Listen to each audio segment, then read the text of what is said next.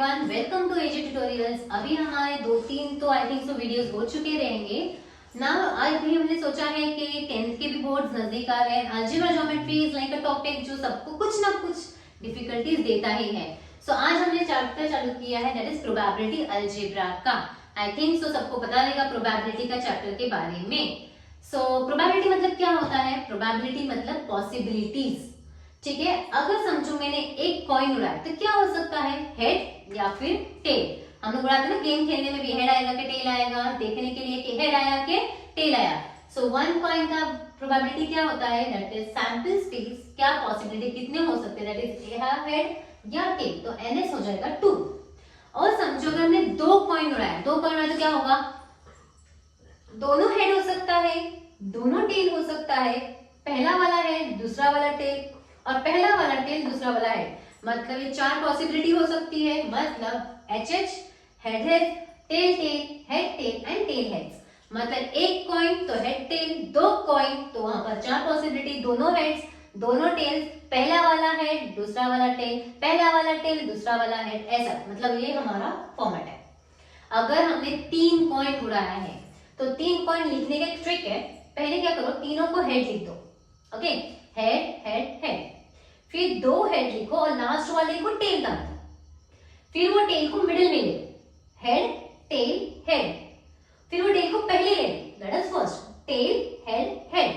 ये कॉन्सेप्ट बन गया तो हम कंफ्यूज नहीं होंगे कि वो रिपीट ना हो या कुछ मिस ना हो जाए। ट्रिक से तीनों हेड, 2 हेड, फिर लास्ट वाला टेल, फिर बीच में टेल, हेड टेल हेड, और फिर पहले tail, that is tail head head.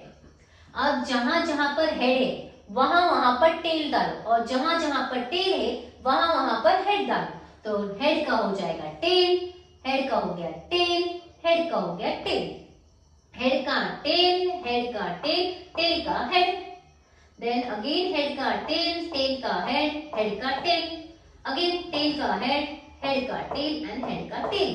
सो इससे क्या होगा, हमारा कोई भी सीक्वेंस रिपीट नहीं होगा या मिस नहीं होगा। तो यहाँ पर अगर 3 कॉइन है तो मेरी पॉसिबिलिटी कितनी हो जाएगी? That is ns equals to 8। सो हमारे यहाँ पर कितने हैं? 1 2 3 4 5 6 7 8 8 है। मतलब हमारी पॉसिबिलिटी, मतलब ns कितना हो जाएगा? Sample space. s का मतलब होता है sample space, that is ns equals to 8। समझ में आया? ये हमारे सम्स जो पूरे एक्सरसाइज में रिलेटेड है, 1 कॉइन, 2 कॉइन, 3 कॉइंस, तो तुमको उसका सैंपल स्पेस मालूम होना बहुत जरूरी है। ओके, देन एक डाई। बचपन में लूडो तो हमने सबने ही खेला है और अभी भी खेलते रहेंगे। टू बी वेरी ऑनेस्ट, मेरा तो फेवरेट गेम है लूडो। खेलने में मजा ही आता है कुछ अलग। तो अ डाई को खेला तो एक डाई पे लूडो भी क्या रहता है? 1 2 3 4 5 और 6, मैक्सिमम 6 एंड मिनिमम 1। इससे ज्यादा नंबर्स नहीं है ना, इससे कम नंबर्स है। 1 2 3 4 5 6, कुछ ना कुछ तो नंबर आएगा ही आएगा। सो अगर डाई इज थ्रोन तो उसका सैंपल स्पेस क्या हो जाएगा?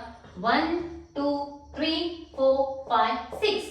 मतलब ये 6 नंबर है तो हमारा ns हो जाएगा 6। Is it clear? ये समझ में आया? समझ में आया? Then a card is drawn from 1 to 20। Card मतलब एक पैक है जिसमें 1 to 20 कार्ड्स रखे हुए। तो कितनी पॉसिबिलिटी हो सकती है? 1 से 20 का, 1 से 20 तक कार्ड है, मतलब 1 to 10, तो मतलब 1 2 3 4 5, लास्ट नंबर क्या रहेगा तुम्हारा? 20। तो 1 to 20 कितने नंबर्स हो जाएंगे? हमारे सैंपल स्पेस कितना हो जाएगा? Can anyone tell me? So 1 card से लेके 20 कार्ड तक का हो जाएगा। ns कितना हो जाएगा हमारा? 20। So ns is equals to 20। Is it clear?